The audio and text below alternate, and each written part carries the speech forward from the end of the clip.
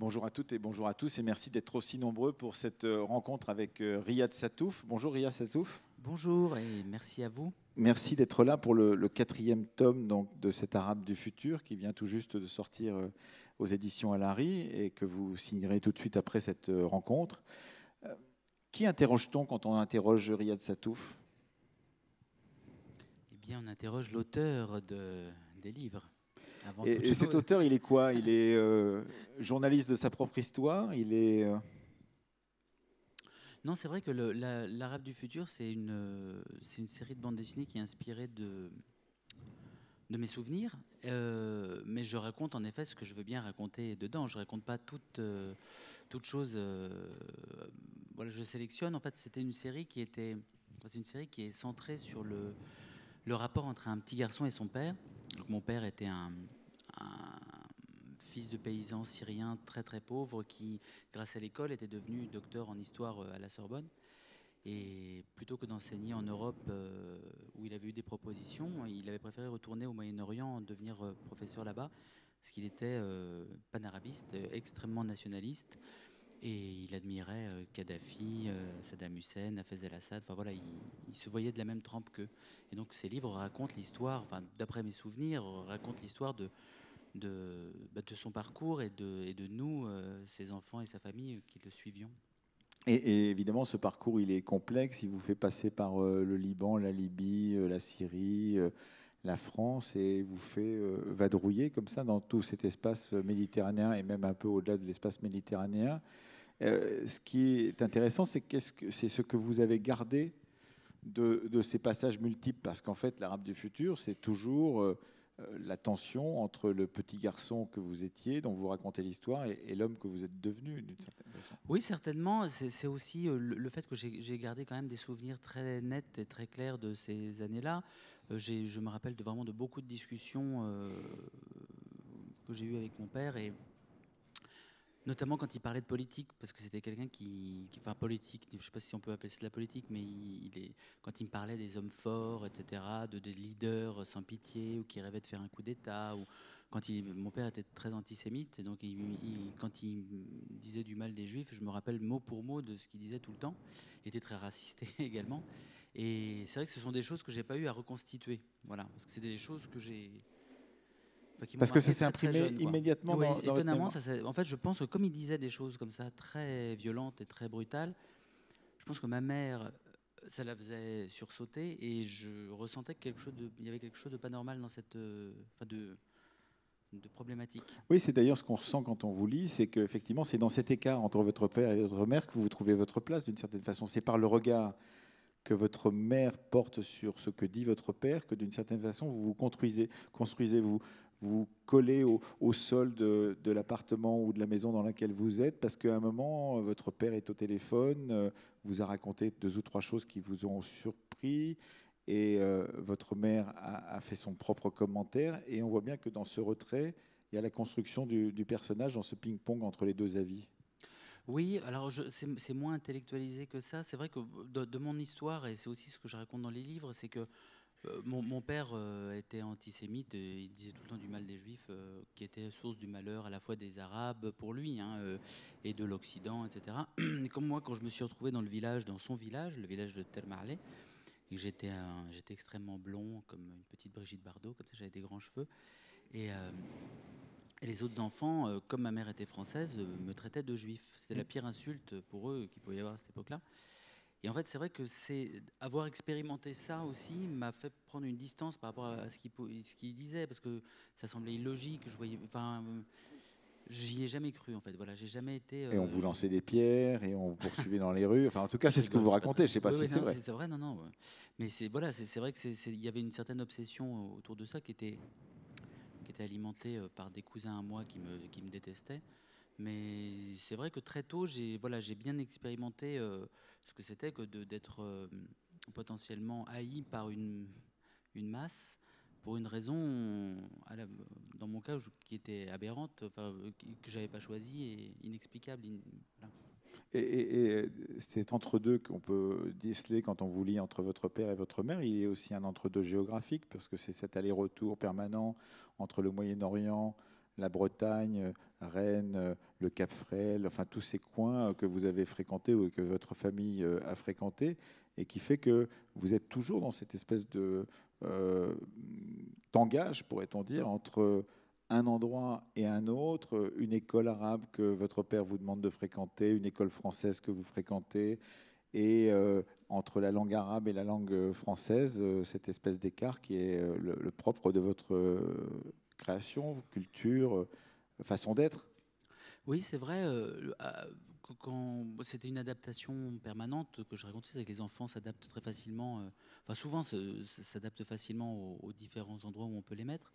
Moi, j'expérimentais en effet des voyages, surtout que je savais jamais quand est-ce qu'on allait partir ou quand est-ce qu'on. Et jamais revenir non plus, on savait voilà, pas. je savais pas. Je suivais pas tellement les discussions entre mes parents non plus au jour le jour. Donc, il arrivait un jour où on faisait nos bagages et on devait aller en Syrie. Et hop, il arrivait un jour, on était en Syrie, on devait rentrer en France. Et ça pouvait durer. Enfin, je me rendais pas compte de ça. Mais c'est vrai qu'à chaque fois, je devais me réadapter. Et quand j'étais donc dans ce petit village en Syrie, je ressentais quand même une certaine angoisse parce que j'étais pas tellement bien accepté, en effet, par les autres enfants en majorité, quoi. J'avais quelques copains, mais c'était un peu compliqué. Et je rêvais d'être, enfin déjà pour faire plaisir à mon père, je rêvais d'être considéré comme un vrai petit Terre-Malouin. Je dis Terre-Malouin pour les habitants de Terre-Malais, mais je crois que c'est pas exactement le mot qu'on dit. Mais je rêvais d'être comme eux, d'être considéré comme un vrai Syrien sans pitié, etc. Mais ça ne marchait pas du tout. Et, et c'est vrai que quand je rentrais en France, Ça marchait pas non plus. bah, je rêvais d'être considéré un peu comme un Français normal, mais j'avais un nom à consonance ridicule avant d'être. C'est Grillade Satouf. Oui, Satouf, Matouf, Tatouf. Enfin, et comme c'est pas directement un nom d'origine arabe, quand on l'entend pour la première fois, on se dit pas tiens c'est un nom arabe. Donc les gens se sentaient libres d'en rire sans se dire que c'était peut-être raciste de rire de ce nom-là.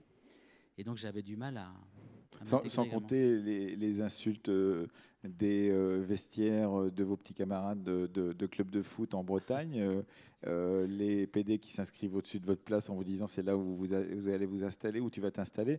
Donc effectivement, c'est toujours cette impression d'étrangeté, d'être à l'écart un peu. Et d'ailleurs, en tout cas, c'est ce que vous racontez. Je ne sais pas si c'est ce que vous avez vraiment vécu, mais tout compte fait, une façon de se lever dans cette solitude un peu forcée parce qu'on a du mal à vivre avec les autres parce que les autres vous rejettent. En fait, c'était plus qu'un rejet. C'est vrai que je pense que les codes, je les avais pas en fait. C'est qu'assez rapidement, je me suis rendu compte que pour être considéré comme un vrai garçon valable en Syrie, il y avait des choses à faire. Que j'aurais pu faire, mais je ne savais pas vraiment les faire. Et une fois qu'on était en France, il y avait aussi des codes pour être un vrai garçon valable. Avec le grand-père qui vous disait qu'il fallait garder les fesses des filles dans les supermarchés, par exemple. Voilà, moi, j'étais coincé entre un père qui devenait de plus en plus religieux et qui me disait que les femmes étaient les forces du mal et des démons à qui il ne fallait surtout pas parler, sinon elles m'emmèneraient dans les tréfonds de l'enfer.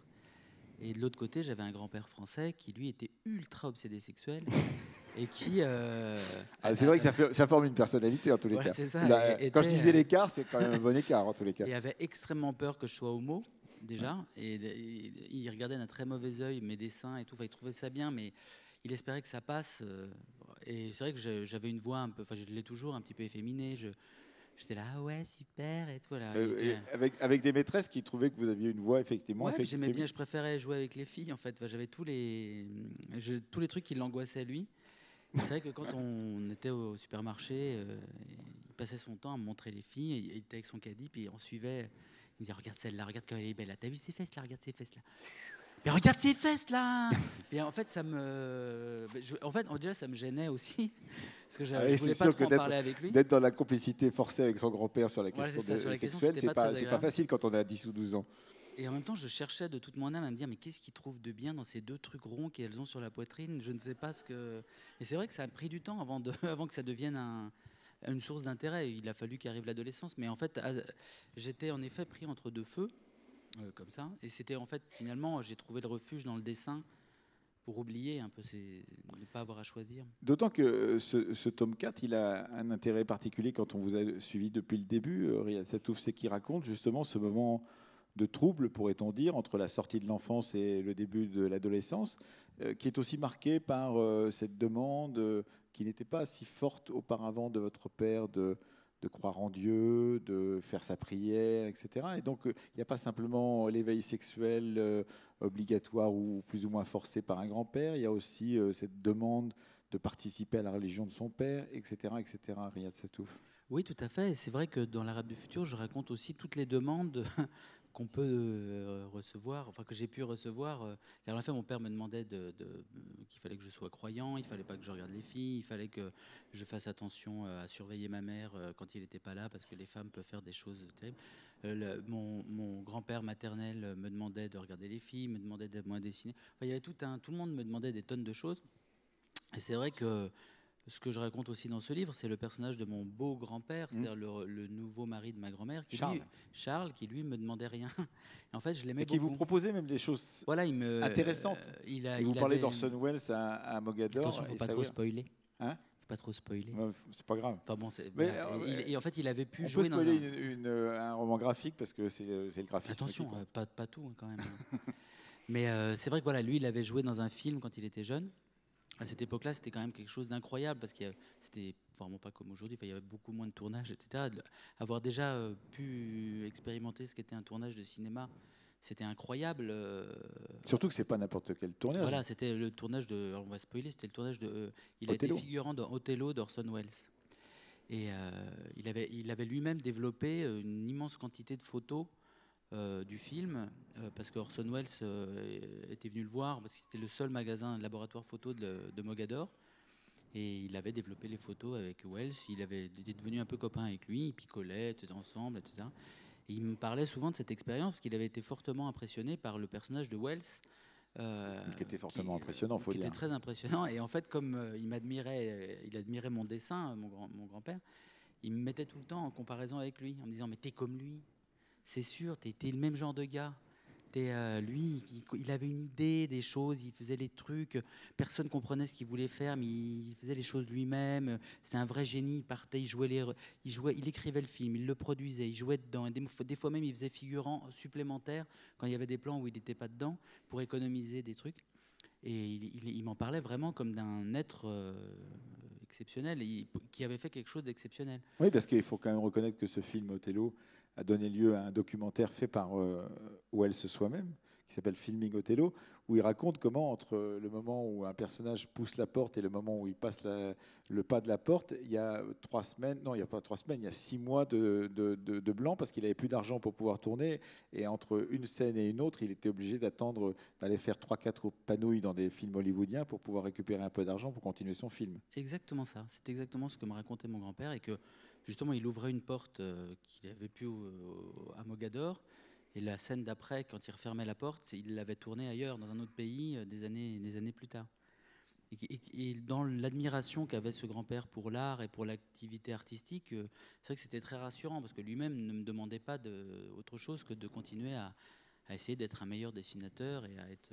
voilà. Donc, ce qui était assez extraordinaire dans ce tome de l'Arabe du futur, Riyad Sattouf, c'est que on voit comment ces demandes qui sont constantes de la part des adultes vis-à-vis de votre enfance et de votre formation, vous y répondez par des détournements, c'est-à-dire que vous attendez, vous êtes un peu procrastinateur, c'est-à-dire qu'on vous demande d'épouser la religion musulmane et vous dites ben non, mon père m'a dit que c'était pas tout de suite, je pourrais attendre l'année prochaine, etc. Donc vous attendez comme ça. Et puis pour toutes les demandes qui viennent, il y a toujours des stratégies de jeunes garçons pour continuer son propre chemin sans céder véritablement à la totalité de ce que vous demandent les adultes.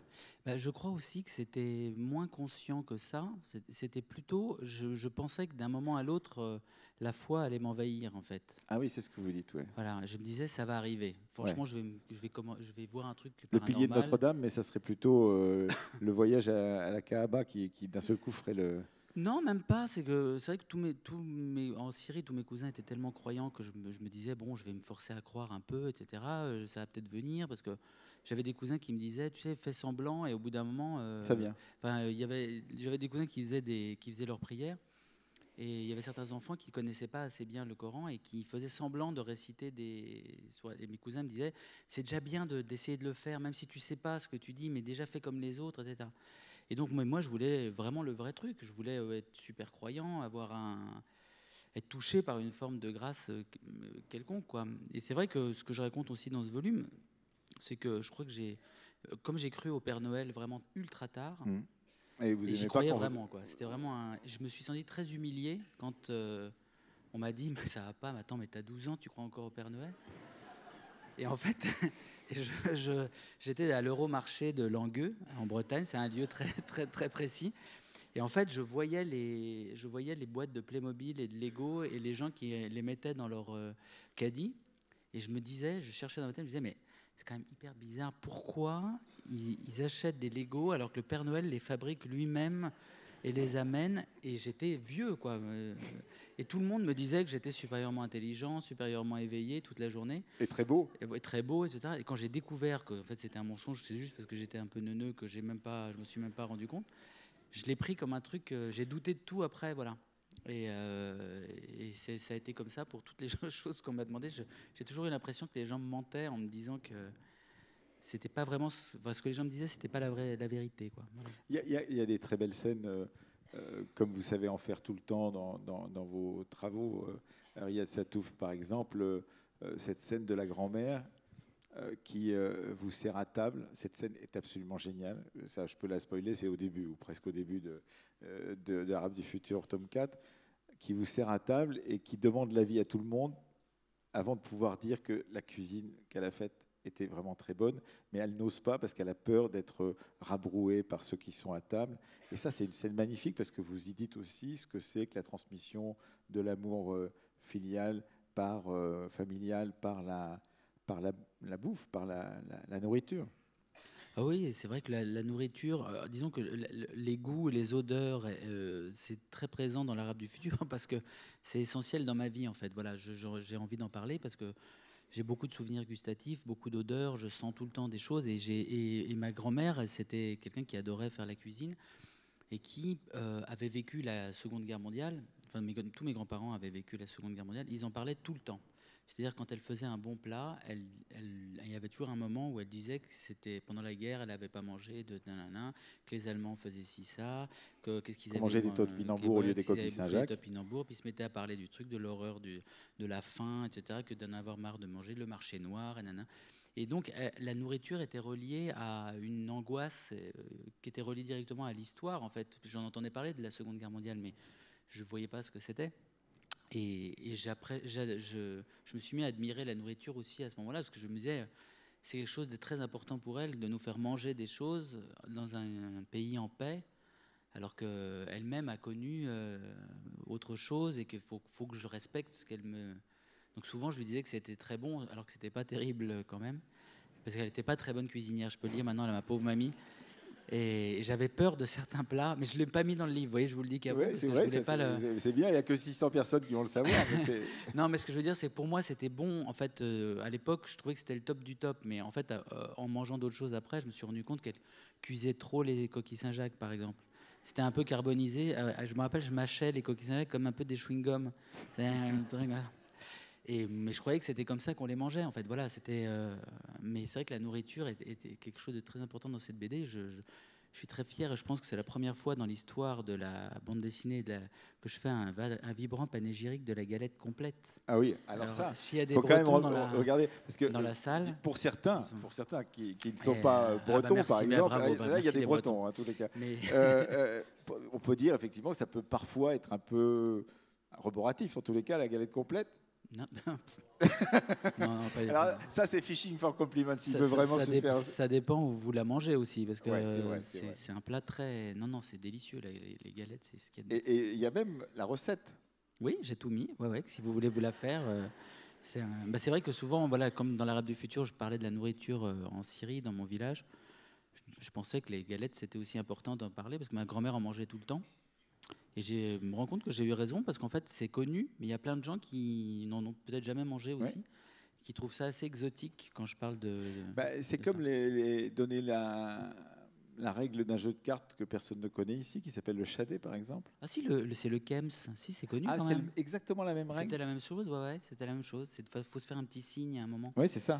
Mais je pensais qu'il y avait une petite différence quand je voyais la règle. Je me suis dit, c'est peut-être pas tout à fait la même chose, mais non, c'est la même chose. Non, c'est la même chose. Et voilà, c'est vrai que c'est aussi l'Arabe du futur, c'est aussi Enfin, je l'ai voulu aussi avant d'être un truc autobiographique, que ce soit un livre un peu de voyage, comme si on raconte des mœurs dans d'autres endroits. Enfin, un voyage dans un pays lointain et de raconter des spécificités, comment vivent les gens, etc. Mais c'est aussi applicable à la Bretagne.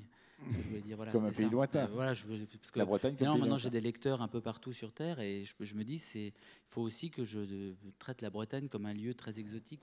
Mais ça l'était aussi pour moi. Alors, sans vouloir vous hisser à la hauteur d'un historien du quotidien que vous êtes, pourtant, il y a quand même cette question que vous prenez en charge dans les bandes dessinées de l'Arabe du futur, tout un tas de questions qui sont, non pas négligées, mais disons un peu sous la ligne de flottaison, c'est-à-dire les attitudes, ça c'est le travail du dessinateur que vous êtes, la façon de se comporter, les petites remarques qui, au bout du compte, échappent à l'historien parce qu'elles ce sont des remarques fugaces et que vous notez. Il y a tout ça qui est extrêmement intéressant dans un festival d'histoire. C'est quand même très intéressant de voir comment le public qui vous suit pour l'humour, pour le dessin, pour la manière dont vous menez le récit, mais aussi pour cette attention que vous avez à des tout petits détails de la vie quotidienne et des toutes petites attitudes qui d'un seul coup deviennent signifiantes pour le lecteur. Bon, c'est vrai que c'est pas tellement intellectualisé non plus, mais comme j'ai gardé, disons que mon père était docteur en histoire, et donc il parlait tout le temps des hommes forts. Il admirait Pinochet, par exemple, il admirait Saddam Et Le Hussein, Pen. il admirait Le Pen. Enfin, il trouvait que Le Pen était le plus grand homme politique français, et que c'était parce qu'il était nationaliste. Et quand Saddam Hussein avait envahi le Koweït, Jean-Marie Le Pen était allé rencontrer Saddam Hussein et mon père trouvait que c'était normal parce que c'était deux nationalistes qui se parlaient. Et sauf que Le Pen était empêché, selon lui, en France, de défendre le pays et que grâce au fait qu'il était empêché par les maudits socialos et les maudits cocos que mon père détestait, la France allait pouvoir perdre et on allait gagner sur les Français. Il a été un peu secoué par la défaite de Voilà. Saddam Hussein. Et c'est vrai que mon père avait une manière toujours de raconter des tonnes d'histoires très imagées sur les hommes politiques, etc. Ça arrivait souvent qu'il se lève le matin et il avait rêvé qu'il avait discuté avec Churchill, par exemple. Et très tôt, et après il m'expliquait qui était Churchill, ce qu'il avait fait, etc. Et donc la présence des hommes politiques et de l'histoire, entre guillemets, mais pas, était tout le temps présente à la maison. Et par exemple, quand Saddam Hussein a envahi le Koweït, mon père, qui se voyait comme une sorte de Saddam Hussein en devenir, parce que il avait eu le même type de vie. Lui-même pensait qu'il avait eu le même type de vie. C'est que Saddam Hussein avait grandi dans un petit village misérable, maltraité par les autres enfants, etc. Il s'était enfui de chez lui parce que son beau-père le battait. Il avait rejoint son oncle qui était instituteur. Et c'est son oncle qui lui avait appris à lire, à écrire, qui lui avait donné le goût lui avait fait changer de classe sociale. Et ensuite, il avait fait un merveilleux coup d'État et il était devenu président. C'était la chose qui faisait le plus rêver mon père. C'était son parcours de rêve. Mais par exemple, quand il me racontait ça, il me disait aussi que ce qui était génial, c'est que quand Saddam Hussein est devenu président, eh ben, il a fait retrouver les enfants qui se moquaient de lui dans son village quand il était petit, et il les a fait exécuter.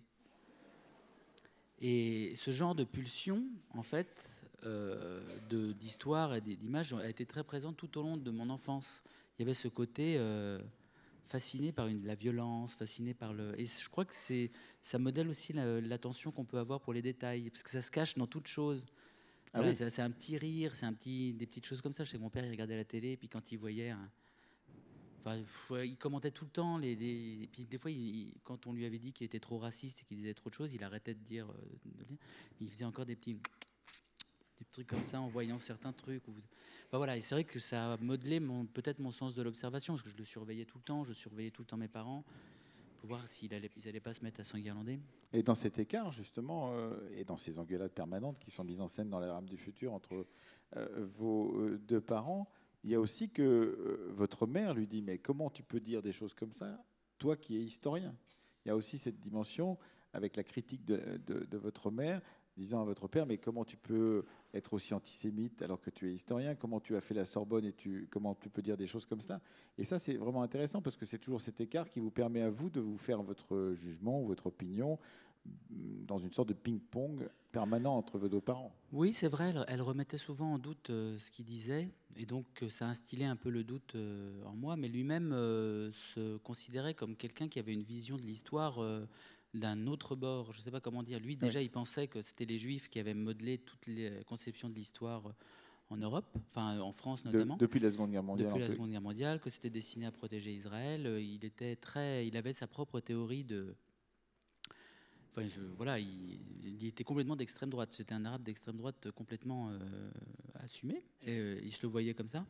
Et ma mère, elle, voilà, elle n'avait pas la même connaissance que lui. Elle n'était pas historienne du tout. Et donc, elle se rendait juste compte que ça n'allait pas, ce qu'il disait. C'est-à-dire, il défendait Hitler devant mes grands-parents qui eux-mêmes avaient souffert de la guerre, avaient perdu des gens. Enfin, voilà, il y avait un truc complètement aberrant. Et vos grands-parents lui rétorquaient effectivement que ces juifs qu'il détestait tant, pour l'un les avait sauvés, pour l'autre l'avait aidé, et que d'une certaine façon, ça ne créait même pas de trouble, d'après ce que vous racontez. C'est évidemment votre regard d'enfant aujourd'hui, Riyad Sattouf, ça ne créait même pas de trouble dans sa vision, qui était assez monolithique. En tout cas, c'est comme ça que vous la décrivez. Oui, c'était un professeur assez dur, je crois. En général, c'est marrant parce qu'il y a quelques années, j'ai reçu un mail venu de nulle part. Je ne sais pas du tout d'où il est venu. C'était un mec qui m'a écrit et qui me dit, il m'écrit en faisant des fautes de français. Il me dit bonjour monsieur. Pour ça, je me permets de prendre l'accent. Il me dit bonjour monsieur, je vous écris parce que j'ai eu votre père comme professeur. J'étais à Alep. Il était très dur. Il était vraiment très dur avec les élèves, je voulais vous dire, mais c'était un bon professeur, mais il était très dur. Et je lui ai répondu, il ne m'a jamais réécrit d'aucune façon. C'est sûr que ce que vous racontez sur l'enseignement en Syrie et les professeurs ou les proviseurs de lycée ou de collège ou d'école très dures, on voit ce que ça veut dire. C'est-à-dire que si ça file pas droit... Je ne pense pas que mon père tapait ses élèves à l'université. Non, mais non, je pense pas que non, pas à l'université, ça c'est sûr. Non, c'était pas ça. Mais c'est vrai qu'il était très rude, il était persuadé d'avoir raison, et on ne pouvait pas le faire changer d'avis, en fait, c'était pas possible. Et cette histoire que vous racontez, elle est nourrie juste de vos propres souvenirs, ou est-ce que entre-temps vous avez par ailleurs lu des choses, etc., qui ont fini par peut-être se percuter avec ce que vous avez comme souvenir d'enfance? Non, c'est vraiment issu que de mes souvenirs. Justement, j'ai évité de poser des questions aux autres personnes, leur demandant. Voilà, je voulais garder que les trucs que j'avais en moi. Mais il est vrai que, en fait, il s'était passé quelque chose durant toute mon enfance. C'est que ma mère a fait beaucoup de photos et a aussi fait des films en Super 8. Et en fait, je les ai revus il n'y a pas longtemps. C'est marrant parce que je lui ai demandé de me les envoyer. Ça faisait 25 ans que je ne les avais pas vus. Elle nous les montrait assez régulièrement. Et je crois que le fait de montrer toutes ces images ont peut-être entretenu dans ma tête aussi ces univers mentaux. Voilà, il existe des films où on voit mes oncles à Terre-Malais, où moi je suis blond. Enfin, c'est assez marrant, quoi. Elle avait gardé pas mal de choses. Et quand on a, là au mois de novembre, il va y avoir une exposition sur mes dessins à la BPI du Centre Pompidou. Et les gens de la BPI ont fouillé dans mes affaires, ils ont retrouvé des photos. Et c'était des photos que j'ai vues toute mon enfance, où je suis en blouse d'écolier en Syrie, des photos du village, des photos de la maison. Et je crois que la vision de ces photos, voilà, a maintenu les souvenirs vivaces aussi. Oui, et ces souvenirs, d'une certaine façon, ils sont... comment vous faites pour les convoquer au moment où vous travaillez, où vous écrivez? Parce que franchement, quand on vous lit, on se dit, mais comment il fait pour les ramener à la surface? On a tous des souvenirs d'enfance. Moi, j'en ai assez peu avant 7 ou 8 ans, vous en avez beaucoup plus que moi. Et dans le coup, ces souvenirs d'enfance, on se dit, mais c'est sur commande qu'il va les chercher? Comment ça se passe exactement? C'est compliqué parce que la mémoire, c'est un univers, c'est comme un petit univers clos. Par exemple, dans l'Arabe du futur 4, à un moment, je raconte que mon père m'a remmené à l'école. Donc, je ne savais plus parler arabe, mais il voulait absolument que je retourne quand même à l'école pour quelques mois pour en profiter. Et donc, je me rappelle très bien de ce jour-là où il m'a emmené. Et où vous vous faites traiter d'Israélien par ceux qui Oui, parce que voilà, il y avait. Et donc, pour reconvoquer ces souvenirs-là, je me rappelle, mon père mettait tout le temps, quand il était dans son village, une djellaba blanche avec des chaussures en cuir et des espèces de petites sandales. Enfin, je sais pas comment. Non, c'est des mocassins en cuir un peu. Et il me gênait énormément ces chaussures parce qu'elles avaient un petit talon, vous savez, des petites talonnettes. Il y a un côté très féminin dans le fait de marcher sur ces. Elles étaient un peu surélevées comme ça. Et là, il avait une djellaba et il marchait comme ça. Alors, si je me concentre bien, je revois la djellaba et les petites talonnettes dans la cour. Et en fait, je revois les enfants à droite, à gauche. Je vois les arbres du fond qui étaient derrière l'école où il n'y avait pas de toilette. Et si on voulait faire pipi ou caca, on allait derrière l'école. Oui, Et je vois les enfants sortir en remontant leurs pantalons, les mecs qui me regardent comme ça en se disant qu'est-ce que c'est que ce type tout frais pondu du matin et tout. Et ça se reconstruit comme ça. Ouais, je me rappelle très très bien.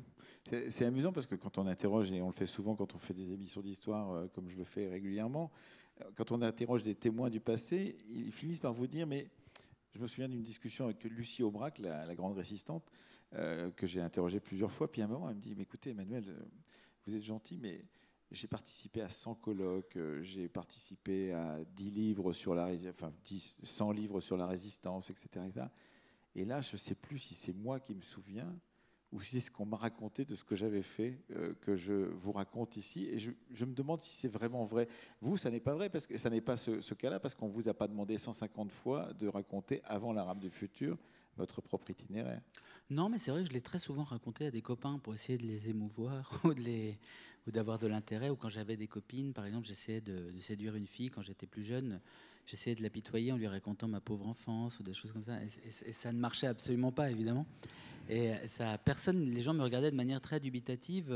Déjà, ils y croyaient pas trop parce que quand je disais oui, parce que je me rappelle, il y avait une fille dont j'étais ultra amoureux et je lui avais dit tu sais, moi, quand j'étais à l'école en Syrie, les profs, ils nous tapaient à l'école. Et j'essayais c'était une très mauvaise technique de drague. Hein, et elle m'avait dit ah bon, mais attends, mes grands-parents, ils sont allés en vacances en Syrie, ils ont dit que c'est le plus beau pays qu'ils n'ont jamais visité.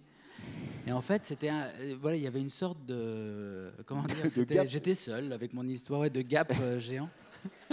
Et donc c'est vrai que aussi j'ai gardé comme ça cette mémoire cachée en fait parce que je savais pas avec qui la partager.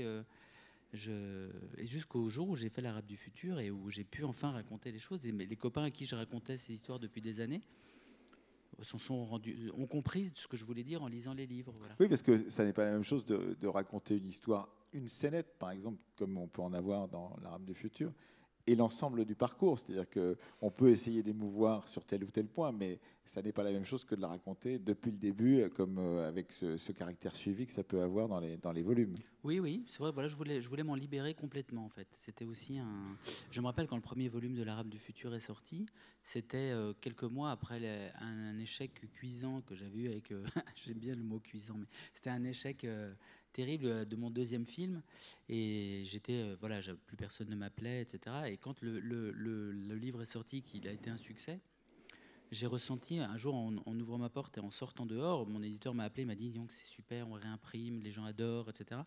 J'ai ressenti une vraie libération. Il y avait quelque chose de très, comme si je posais un sac très lourd que j'avais porté pendant très longtemps sans pouvoir par terre, et c'est très étonnant. Cette BD me permettre de me débarrasser d'une partie de ma mémoire. Ouais. Mais justement, quand on le pose sur le papier, on le propose à des gens, et que vous disent vos lecteurs justement de ce qu'ils perçoivent de votre propre histoire? Parce qu'ils vous racontent votre histoire, mais dans l'autre sens, après l'avoir lu. C'est très étrange, parce que... Alors, je ne sais pas si vous avez prévu de lire le volume 4 parmi vous. Qui l'a lu? Qui ne l'a pas lu? Et ben voilà. Alors, donc, signature tout de suite après, tout ça. Ce que je veux dire, c'est que dans ce volume 4, il y a le grand secret familial que je n'ai jamais raconté et qui autour duquel gravite la série de l'Arabe du futur. C'était pour raconter cette chose-là que je me suis lancé dans ce projet, et les 3 premiers volumes sont pour arriver à ça. Et c'est vrai que pour moi, c'est le moyen que j'ai trouvé de vraiment de m'en libérer, et c'est quelque chose que je n'ai jamais réussi à, comme je le disais, à partager avec quiconque, parce qu'avec ma mère et mon frère, et mes frères à cette époque-là, on a été très seuls lors de cette histoire. Personne nous a aidés particulièrement, on ne savait pas quoi faire. Je veux dire, c'est tout débile, mais c'est vrai, il n'y avait pas Internet pour lancer un appel, il n'existait pas, on ne pouvait pas contacter les médias d'une manière ou d'une autre, c'était impossible, on était tout seul.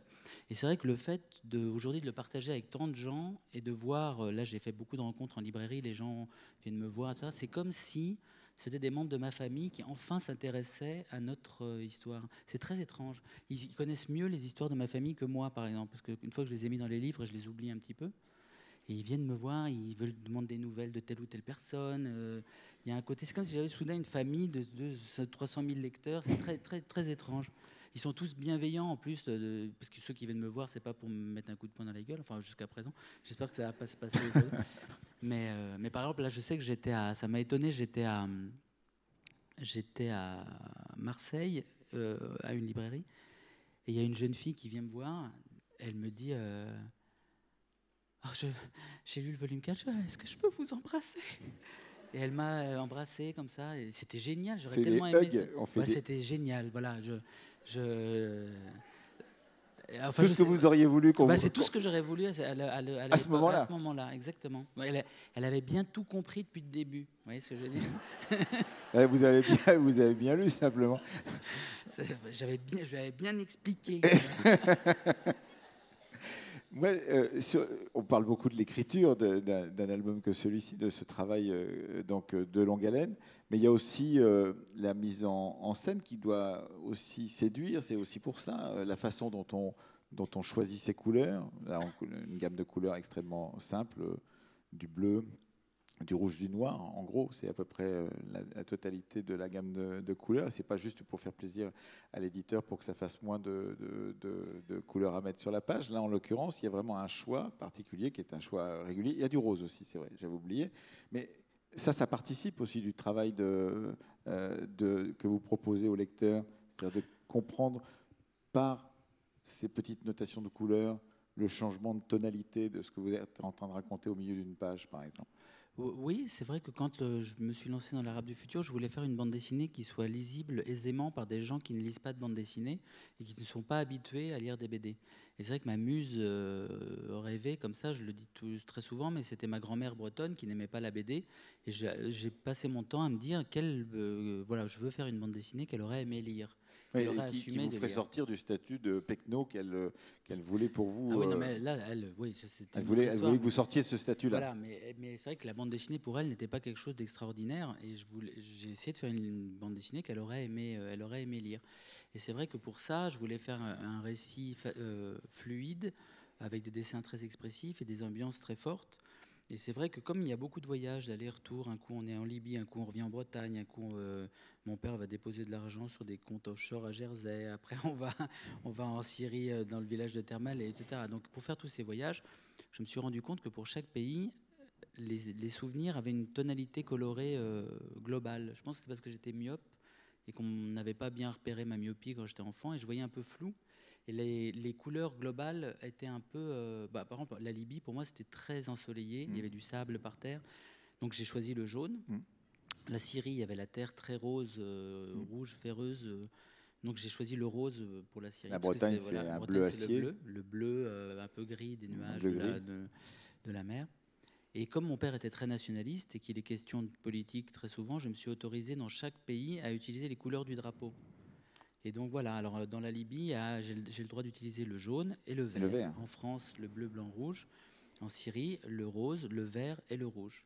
Et je pense que ça participe aussi, je voulais que ça participe de l'effet sensoriel pour le lecteur, parce que les couleurs ont un effet biologique en fait. Si vous mettez quelqu'un devant du jaune, son rythme cardiaque change d'une certaine manière que si vous le mettez devant du rouge, ça s'accélère. Et par exemple... je me suis dit que si on lisait des pages de bande dessinée jaune, comme ça, hop, on s'habituait au jaune, on commençait à entrer dans une ambiance jaune, on était bien et tout. Et paf, à un moment, on se retrouve dans le bleu, mais c'est le même système coloré, mais c'est bleu. Et on doit se réhabituer, il y a un changement biologique dans l'œil qui s'effectue, et on ressent le dépaysement et le voyage et le déracinement, et c'était ce que je voulais suscité chez le lecteur. Et le surgissement du rouge au milieu du bleu, par exemple, qui veut dire de temps en temps la colère, par exemple. Quand il y a de la violence, le rouge est présent dans énormément de drapeaux. Il était présent dans le drapeau français, dans le drapeau syrien, par exemple. Le bleu n'est pas présent, il est présent dans aucun drapeau du Moyen-Orient, si ce n'est le drapeau israélien. Ce qui fait que le bleu, il n'y aura jamais de bleu dans toutes les parties orientales de l'Arabe du futur. Et je pense que c'est important, les couleurs ont un sens, elles ont une importance... elles veulent dire des choses. Voilà, tous les aspects du récit devaient concourir au même propos. On est dans une manifestation dont le thème global s'appelle la puissance des images. Évidemment, ce n'est pas pour rien que vous êtes ici. Qu'est-ce que vous faites comme part entre cette puissance des images que vous proposez, et dont vous venez de donner un exemple absolument parfait, et la puissance des mots qui vont avec? Parce que ces images sont toujours accompagnées de mots, comme d'ailleurs souvent depuis l'Antiquité, on fait une image et on l'explicite par une légende en dessous, sous une statue ou sous un portrait peint. C'est un peu la même chose, et cela vous permet de jouer de l'un et de l'autre à la fois, Riyad Sattouf. Ben oui, la bande dessinée, en tout cas pour moi, dans la conception que je m'en fais, c'est une vraie langue. C'est-à-dire que quand j'écris ma bande dessinée, je l'écris déjà sous forme de bande dessinée. Je ne commence pas par taper un texte ou écrire un petit paragraphe en me disant tiens, il fait ça, il fait ci, il fait ça. Je fais peut-être une petite liste en me disant voilà, Siri arrivé à l'aéroport, 4 pages, la maison, découverte des jouets anciens, 2 pages, nanana. Et ensuite, je prends une feuille et j'écris, je fais un manuscrit dessiné très rapide où je fais des petits bonhommes avec des bulles et je les mets dans un classeur. Et à la fin de ce travail, j'ai ma bande dessinée sous forme de crowbar. Que je peux lire et relire, j'enlève des passages, j'en jette plein, je change, je bouge les trucs. C'est une vraie écriture en fait. Voilà, le dessin et l'image sont intimement liés.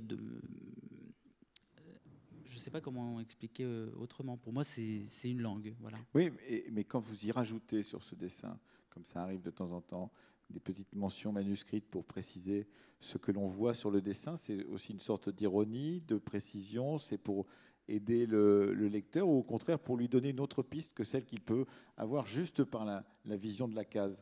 Oui, c'est vrai que c'est très. Enfin, je me sens assez libre quand je fais mes bandes dessinées. Donc de temps en temps, j'enlève même les bords de cases. Je mets des petites flèches pour attirer l'attention du lecteur c'est pas mal sur chez voilà, vous, ça. sur un détail. Par exemple, je me dis si la personne n'a pas vu tel truc, je lui attire son attention là-dessus.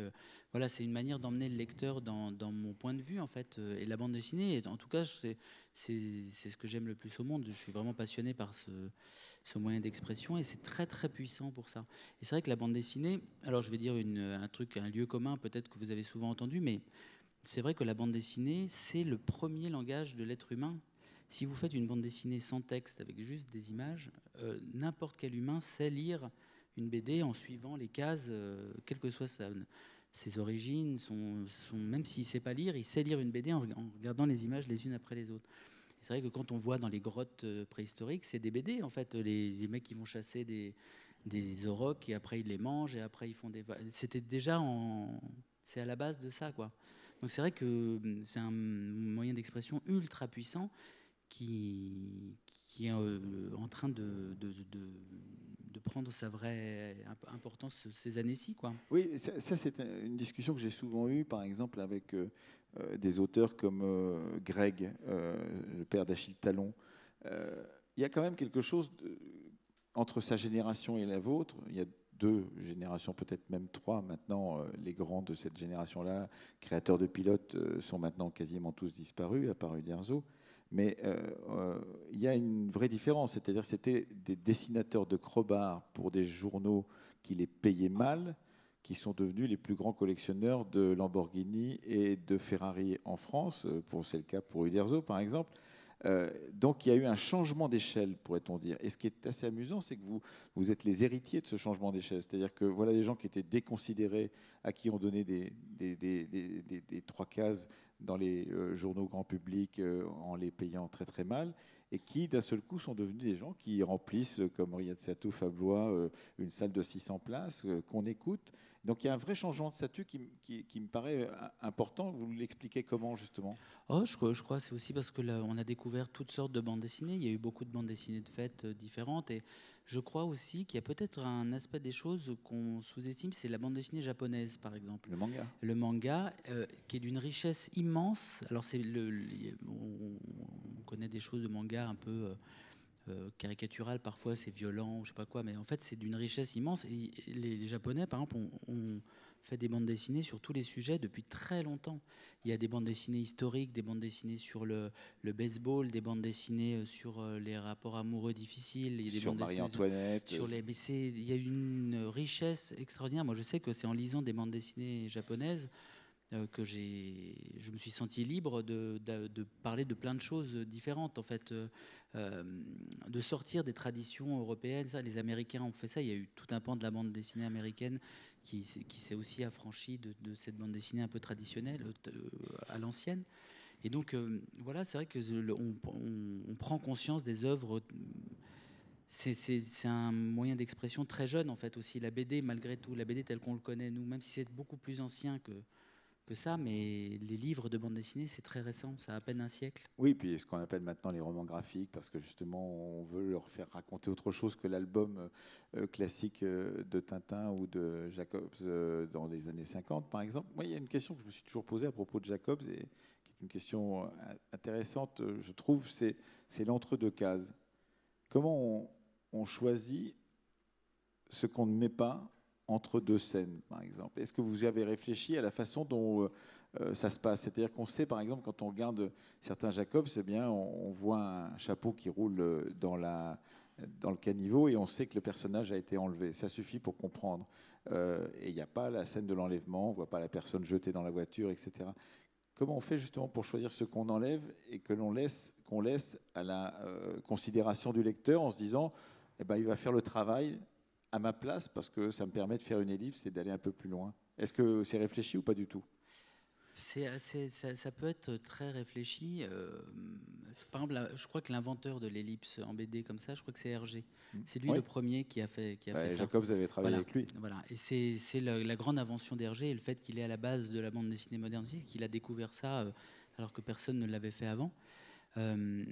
C'est vrai que quand on écrit une bande dessinée, en tout cas, moi, je vais parler de mon propre cas, je travaille toujours par double page, par exemple. Et je sais ce que je vais raconter.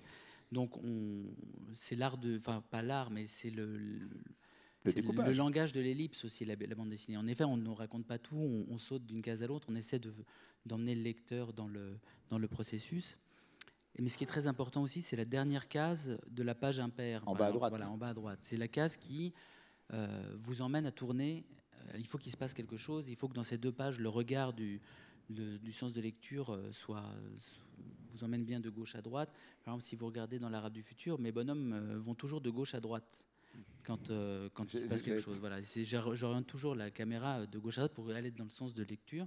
Et quand un bonhomme va de l'autre côté, c'est ou qu'il est contre le héros, ou qu'il est dans l'erreur, ou qu'il fait un truc. Et donc souvent, par exemple, la page perd, mais la case du bas, le bonhomme va regarder en haut pour qu'on suive son regard et qu'on aille en haut de la page et qu'on reprenne la lecture. Et toute la bande dessinée, c'est jouer avec tous ces codes pour guider le regard et l'emmener et qu'on ait la sensation de fluidité. On est heureux d'être dans cette bande dessinée et on a envie de lire la suite. Et voilà. Mais ça, on l'apprend au Gobelin, on l'apprend en le faisant? Non, on l'apprend en faisant et en lisant des bandes dessinées. C'est vrai que c'est un... Moi, voilà, j'ai appris à lire le français dans les bandes dessinées, dans Tintin. J'étais hypnotisé par cette lecture silencieuse d'images, ce truc très étrange, poétique, avec quelques traits. On voit quasiment rien. C'est pas. Enfin, Hergé m'a complètement. Voilà, il m'a révélé. Enfin, c'est en lisant Hergé que je me suis révélé en tant qu'auteur de BD. J'ai eu envie de faire ça tout de suite. On va proposer à celles et ceux qui sont dans la salle et qui sont nombreux, puisqu'il nous reste une petite dizaine de minutes, un peu plus, de poser quelques questions si vous en avez envie. Est-ce que vous avez... J'ai des mains qui se lèvent, j'en ai une devant. Ici, je suis un peu ébloui par les spots, mais je vais essayer de trouver. Alors, il y a une main qui se lève en bas, s'il vous plaît. Une autre là-bas, madame. Allez-y, monsieur. Oui, mais merci de votre magnifique présentation. Beaucoup de gens lisent vos livres exactement comme vous venez de les présenter, comme étant une histoire personnelle. D'autres le voient comme étant un portrait, une description d'un intellectuel révolutionnaire arabe et une description de la Libye et de la Syrie et des sociétés proches orientales ou moyen-orientales. Et j'ai l'impression que vos livres sont en fait la principale source de renseignements écrite sur la Syrie et sur le régime donc des Hafez et sur le régime Assad. Assad et d'Hafez al-Assad et que notre connaissance pour ce qui est acquis par la lecture de la Syrie et auparavant de Kadhafi doit beaucoup à vos ouvrages. Ouais. Riyad Satouf, agent de renseignement. Non, c'est marrant que vous me disiez ça. C'est vrai, moi, j'évite souvent, j'essaye vraiment de ne pas généraliser. Quand je raconte ma vie, mon histoire personnelle, j'essaie de ne pas généraliser. Par exemple, quand je donne un entretien dans les journaux papier, par exemple, je demande toujours à relire mes propos. Parce que souvent, les journalistes font quelque chose, mais ce n'est pas de leur faute, je le comprends tout à fait. Par exemple, ils vont mettre, quand j'étais enfant, par exemple, ma vie en Syrie était gna gna gna gna gna, en disant mon propos. Or, moi, c'est ma vie dans le village de Termalé en Syrie. Voilà. J'essaie toujours de... Parce que, alors, moi, forcément, mon point de vue sur la Syrie, c'est le point de vue d'un petit enfant dans un petit village franco-syrien, avec son père syrien, sa mère française. Il y a des gens qui ont expérimenté la vie dans ces pays-là de manière totalement différente et qui... voilà, c'est vrai que moi, je raconte ce que j'ai vu, je raconte ma vie et je laisse le lecteur se faire son idée. Oui, mais ça n'empêche pas que la question de monsieur, c'est de vous dire que quand on vous lit, on a tendance peut-être à généraliser ou à se dire, tout compte fait, ça me donne un éclairage que je n'ai jamais eu parce que je n'ai pas lu forcément de livres sur la Syrie d'Hafez el-Assad ou sur la non, Libye de peut-être, Muammar c'est vrai, mais Kadhafi. c'est très peu conscient. Ça, je me suis souvent posé la question, je me dis, ah, si tu racontes ça, est-ce que ça va pas être genre, tu dis trop de mal des gens ou Mais sauf que le besoin de raconter mon histoire était beaucoup plus fort et que j'ai vécu des choses et je pouvais pas ne pas raconter tout tel que je l'avais vécu, même si ça... Voilà, c'est vrai que je donne pas forcément une très bonne image non plus des naturistes avec mon grand-père qui était naturiste, mon grand-père français. Je suis impitoyable, en fait, je raconte les choses telles que je les ai vécues. Que ça prenne, ça devienne une description officielle, c'est quelque chose que je ne peux pas empêcher dans l'esprit du lecteur. Mais je pense que la majeure partie de mes lecteurs comprennent que c'est d'abord une histoire intime, je crois. Madame. Bonjour, je voudrais savoir comment vous avez vécu la différence entre les différentes histoires des différents pays que vous avez, dans lesquels vous avez habité. Oui, les histoires, vous voulez dire les enseignements de l'histoire d'une certaine façon. Ah oui, alors ça c'était fascinant, enfin en tout cas pour moi, parce que je m'en rappelle très très bien, notamment quand mon père en parlait. Et je sais que... Comment je pourrais raconter ça ? Souvent aujourd'hui, je m'intéresse beaucoup aux complotistes, etc., aux gens qui voient d'autres... vous savez, notamment parce que je fais une bande dessinée qui s'appelle Les Cahiers d'Esther, où la petite fille qui me raconte des histoires, elle a 13 ans maintenant, et elle passe son temps sur YouTube à regarder des vidéos sur les Illuminati, les reptiliens, etc., les complots secrets des maîtres du monde et tout. Et donc je regarde ça. Mais c'est vrai que il y a des thèses de mon père qui rejoignent des thèses complotistes qu'on entend aujourd'hui. Voilà. Des trucs de penser que c'est des puissances occultes qui influencent les opinions pour protéger Israël ou des choses comme ça. C'était surtout de ce point de vue-là. Et comme j'avais accès aux deux points de vue, Récit. Je me rendais bien compte que c'était idéologique aussi derrière. Il y avait quelque chose de... disons que je croyais plus la souffrance de ma grand-mère française. Voilà, disons que mon père pensait qu'Hitler avait été un bon chef. Mais quand ma grand-mère me racontait sa vie pendant la Seconde Guerre mondiale, mes grands-parents, c'était elle que j'avais envie de croire. Et ensuite, oui, à l'école en France... C'est une question très intéressante, c'est comment on délibère soi-même de ces influences différentes. C'est-à-dire qu'à un moment ou à un autre, il faut bien choisir une version. On peut passer, selon l'âge que l'on a, d'une version à l'autre, mais à un moment, on se dit, voilà, la version de l'histoire que j'ai apprise ou qui m'a été apprise, c'est plutôt celle-là que je privilégie. Oui, mais je sais pas, c'est pas intellectualisé. Je crois que j'ai toujours choisi la version qui condamnait la violence, je crois. Voilà. Et mon père avait une vision très violente de l'histoire. Voilà. C'était toujours celui qui était le plus brutal, qui avait raison, qui gagnait, ou on ne pouvait pas... Par exemple, il me répétait que Saddam Hussein était un grand homme politique parce qu'il avait alphabétisé son pays, construit des autoroutes hyper modernes, il avait eu un prix de l'UNESCO pour l'alphabétisation, il avait donné le droit de vote aux femmes. Et donc, il me disait que c'était un super leader. Mais à côté de ça, c'était une brute qui avait fait assassiner tous ses opposants, qui était ultra... mais pour lui, ça faisait partie de ce qu'il faut faire pour... quand on est au pouvoir. Voilà, quand on est au pouvoir. Et donc voilà, moi c'est vrai que étant moi-même pas très fort et un peu faiblard à cette époque-là, je préférais les systèmes qui prenaient soin des gens moins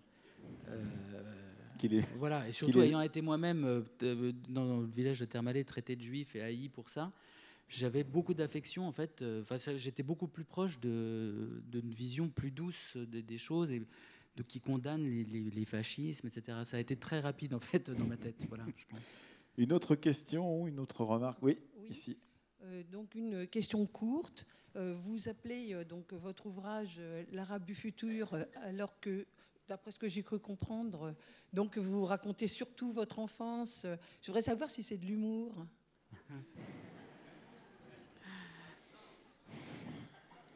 Je sens que vous n'avez pas lu la bande dessinée.